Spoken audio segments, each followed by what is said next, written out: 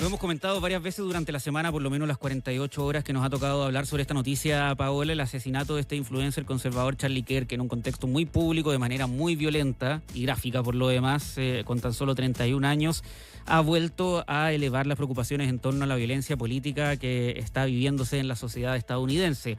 Recordemos que no es solo este hecho aislado lo que ha ocurrido en materia de violencia política, e incluso estamos dejando fuera los tiroteos en universidades, colegios, de otro tipo de razones, ¿no? Pero el asesinato o intento de asesinato hacia figuras políticas, el último tiempo ha sido alarmante. Teníamos estos dos congresistas estatales de Minnesota asesinados en junio en su hogar, el caso de Charlie Kirk ahora, el mismo actual presidente de Estados Unidos, Donald Trump, que en la campaña el año pasado trató de ser asesinado no una, sino que dos veces.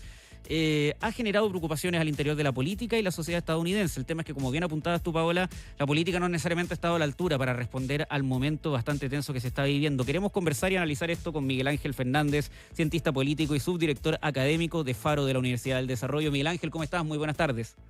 Hola Miguel Matías, Ángel. Paola, qué gusto estar con ustedes, muchas gracias por la invitación, no en un momento muy amable para hablar de Estados Unidos, pero bueno, es parte de lo que está ocurriéndose en los últimos años en el país en realidad. Y aprovechemos a hacerle un poquito de doble clic a eso, a Miguel Ángel, ¿no? El otro día leía, no me acuerdo cuál de todos los medios que ha publicado un análisis similar en torno a los hechos de violencia política en Estados Unidos, como la cantidad de este tipo de episodios solo se equipara a lo que se vivió en los años 70, donde era un contexto también particularmente tenso por un montón de razones, pero efectivamente ya van algunos años en donde pareciera estar instalándose este tipo de actos, que en algunos casos puede terminar con la muerte de personas políticas, o sea, de figuras políticas que piensen distinto al perpetrador que los termina realizando. Sí, mira, cuando uno solamente analiza las encuestas, por ejemplo, yo siempre sigo el PW Research, ellos muestran diferentes indicadores para ir viendo la polarización en Estados Unidos. La ciudadanía, 8 de cada 10 americanos creen que los partidos republicanos y demócratas no se pueden poner de acuerdo en las cuestiones más básicas. Y eso es algo clave porque es un síntoma de dos visiones del mundo completamente antagónicas que están viendo al contrario como un enemigo. Y al final del día lo que termina ocurriendo, en este caso particular le ocurrió más a los republicanos, pero como tú bien decías, en los 70 le tocó más a facciones cercanas al mundo demócrata, en los 60 igual. La verdad es que te está diciendo de que hay un proceso de deshumanización de los individuos basado en sus ideas políticas. Y eso termina destruyendo cualquier sociedad liberal, cualquier sociedad que cree en la igualdad moral en las personas, que básicamente es un sistema democrático, y Estados Unidos está de alguna manera enterrado de manera bastante profunda en esto. No hay acuerdos mínimos de política pública, de economía, de cosmovisión del mundo, del rumbo de Estados Unidos. La última elección fue un fiel reflejo de aquello, dos candidaturas que mostraban Estados Unidos diametralmente opuestos, y la verdad es que el efecto de aquello termina siendo que en un centro de pensamiento y libertad como son las universidades, eso fue parte de lo que hizo de alguna manera crecer al modelo universitario americano, termina habiendo un asesinato a sangre fría con un, ¿no es cierto?, con un misil de asalto, que todos vimos las imágenes. La verdad es que llama mucho la atención, porque aparte se van cruzando diferentes elementos, se cruza el tema de las armas, se cruza la segunda enmienda, pero lo más importante me parece a mí es que cuando se pierde el respeto por la diversidad de ideas en una sociedad democrática y se deshumaniza a los individuos que pueden pensar distinto legítimamente, así funciona parte de la sociedad moderna, vemos que Estados Unidos está cayendo en una escalada de violencia política como no veía hace 4 décadas, y la pregunta es, ¿hacia dónde va a terminar decantando este proceso de polarización que ya termina en violencia política como forma de acción? Que esa es la parte más compleja. Leía yo, Miguel Ángel, hace un ratito, porque bueno, se ha escrito tanto estos días, estas pocas horas en realidad en Estados Unidos, sobre esta muerte y cómo esta muerte también puesta en el contexto de la violencia política a la que tú aludes, que la manera en que actúan las élites políticas después de un asesinato político o un intento de asesinato político marca mucho lo que va a venir en esa sociedad, y que a diferencia de lo que ocurrió cuando fue el atentado de Donald Trump, en que rápidamente uno pudo ver alineados a partidos demócratas y partido republicano, todos condenando la violencia. En este caso no se produce esto, y a las pocas horas, incluso antes de que se atrapara a Tyler, ¿cuál es el nombre? Tyler Robinson, que es el único sospechoso que ya está en manos de la policía. empezaron a tirarse culpas recíprocas, esto es culpa de ustedes, los republicanos, porque nos han llamado fascistas, dejando como a la mitad de los Estados Unidos en posición de culpable.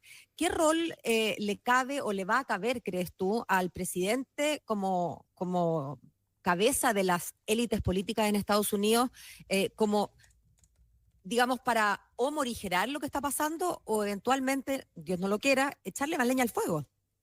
Ahora, me parece que Donald Trump ha dado suficientes muestras de que no es el tipo de liderazgo necesario para poder disminuir la tensión existente en la polarización política en Estados Unidos. Él mismo Así es. está tensionando las instituciones democráticas americanas. Cuando uno ve que la estrategia de Trump para gobernar es inundar las cortes con acciones unilaterales, con decretos presidenciales, básicamente, para intentar que lleguen a la Corte Suprema, que está muy deslegitimada, ojo, está en su peor momento de aprobación ciudadana. Lo que termina ocurriendo es que el cuestionamiento a Trump es: ¿vas a poder dirigir este camino para unir a Estados Unidos o vas a seguir con tu retórica incendiaria, polarizante, etnocéntrica, donde pone a buenos y a malos y él es el representante de los buenos? Los demócratas no han hecho mucho tampoco para poder superar ese elemento, y hay otro factor que en Chile por suerte no estamos acostumbrados, pero es que son los medios de comunicación. Cuando uno rápidamente, lo que uno siempre hace cuando ocurren estos eventos en Estados Unidos es sintonizar 4 canales: MSNBC, Fox News, ¿no es cierto?, CNN y ABC. CNN. Exactamente. Y lo que termina ocurriendo es que tú te das cuenta que en MSNBC, por ejemplo, se ponía sobre la mesa la pregunta de si no había sido un adherente a Trump quien había hecho este tipo de ataque. Y esa es una retórica muy irresponsable, porque al final del día lo que estamos observando en Estados Unidos es que ya no es una división de ideas políticas o de políticas públicas. La verdad es que el 50% de la población está convencido que el otro 50% de la población quiere hacerle daño al país. Y da lo mismo si le ponemos republicanos o demócratas, termina ocurriendo que su posición frente al mundo es de enemigos y de nosotros. Y eso es una receta de caos en un país que además tiene muchísimas tensiones sociales que han ido incubándose durante los últimos 20 años. Claro, que fuerte Fíjate que...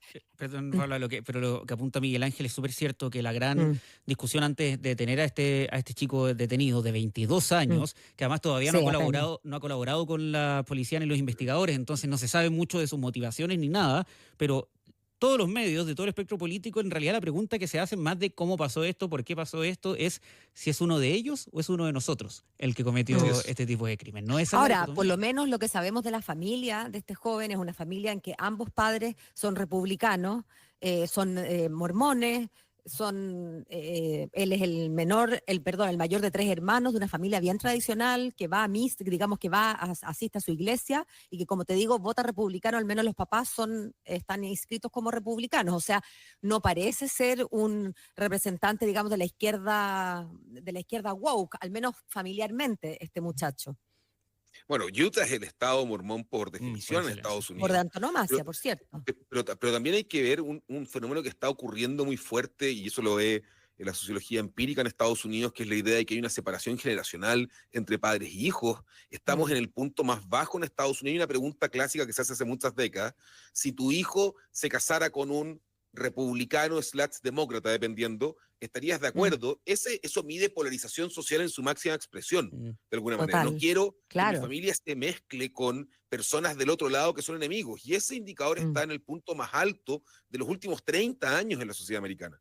Entonces, me parece que el hecho de buscar culpables, como bien decía Matías, que estén a un lado, o es trumpista, no es trumpista, o pertenece a una minoría o no una minoría, lo que termina haciendo es acrecentando el clima de división que pasa por encima de los principios fundamentales, en este caso de una universidad, que es el pluralismo, la tolerancia, la capacidad de discusión, de crítica, las diferentes posiciones, y esa superioridad que ambos grupos creen tener, que eso es muy importante. Acá no es que la superioridad moral esté solamente los republicanos o solamente los demócratas, por eso no se ponen de acuerdo, y por eso, insisto, el 80% de los americanos creen que los partidos políticos no pueden ponerse de acuerdo en los hechos más básicos.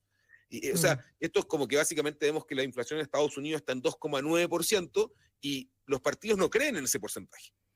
Eso rompe con técnica, rompe con décadas de avance en ciencia económica, en ciencia política, en ciencia social. En un tiempo lo vimos con las vacunas, también en un grupo importante de norteamericanos con ciencia médica.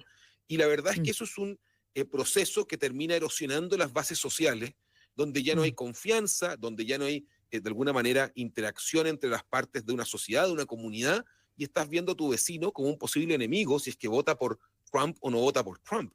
Y ese es el peor de los mundos, porque es una democracia con igualdad moral de las personas, pero donde algunas personas sienten que no debería ser igual esa dignidad entre las personas. Y me parece que eso es algo que nos lleva a intentar comprender la justificación de por qué alguien está dispuesto a intervenir un rally universitario, utilizar un arma de asalto y asesinar a sangre fría a una persona porque no representa las ideas que él quiere. Independiente que pueda ser que una persona sea más conservadora, menos conservadora. La verdad es que es algo básico de la construcción americana en el tiempo. Me parece que esa cuna de la libertad, las ideas del pluralismo que le dio el empuje a Estados Unidos durante los últimos 120 años, no solamente lo vemos en economía, que está en entredicho por las acciones de Trump, también en el alma de Estados Unidos está en entredicho. Y eso muestra la división entre urbano-rural, entre los diferentes estados, las ciudades, que vimos muy bien en la elección presidencial. ¿Será un momento de mayor tensión, por lo menos doméstica, para Estados Unidos, Miguel Ángel, que incluso la guerra contra el terror del comienzo de milenio, lo que se está viviendo hoy en día?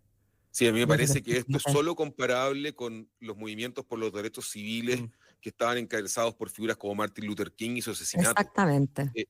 La verdad es que es difícil encontrar en los últimos 50 años algo similar a esto. Los 90 fueron una época muy tranquila en Estados Unidos por el derrumbe del muro. En los 2000 se dio este tema de la guerra, ¿no es cierto?, contra el terror dirigida por George Bush, que llevó a ciertas políticas públicas que hoy en día tienen a una CIA con mucho poder, ¿no es cierto?, de ley patriótica, lo que pasó en la elección del 2000, pero en términos de división, de la visión del mundo, Estados Unidos no estaba tan complicado desde el movimiento de derechos civiles, sin lugar a dudas. Fíjate que además, un poco lo que tú decías a Miguel Ángel, también lo leía en algún otro editorial, cómo esto le da la línea de flotación a el espíritu más profundo de lo que es esta nación, porque al final del día a Charlie Kirk lo mataron por hablar, ¿no? Por hacer aquello que está mandatado a hacerse en un país que pretende vivir en democracia, y que es ir a hablar y poner tus ideas, tu verbo, digamos, sobre la mesa para que otros te rebatan, para que tú les rebatas a ellos, y en fin, a eso estaba dedicado este hombre. Y como decías tú, más allá de que las ideas puedan gustar o no gustar, bueno, cuando ya el hablar libremente, el free speech, que es una de las bases, ¿no?, como decías tú, de esta nación, queda en entredicho y se pueden encontrar enemigos a partir de lo que uno dice o piensa. Entonces, ¿qué queda? Ahora la pregunta es justamente ¿qué queda? ¿Cómo se sale de esto? ¿Puede salirse de esto a través de la esperanza de que llegue un líder carismático, pero bien, digamos, inspirado, que una a este país tan divisivo?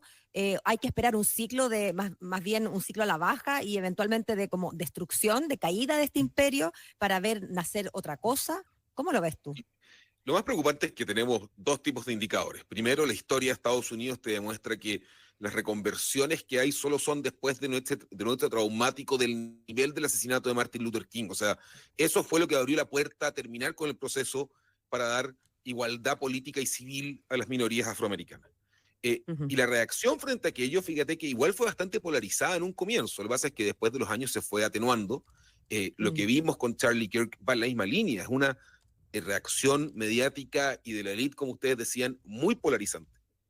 Y me parece que mientras Donald Trump esté en la Casa Blanca, no va a haber un proceso de reencontrarse con los valores fundacionales de Estados Unidos. O sea, la gran gracia de Estados Unidos, como para la historia de Occidente, va a ser que junta en su declaración de independencia la tradición judeo-cristiana occidental de alguna manera, para ponerlo en versión corta.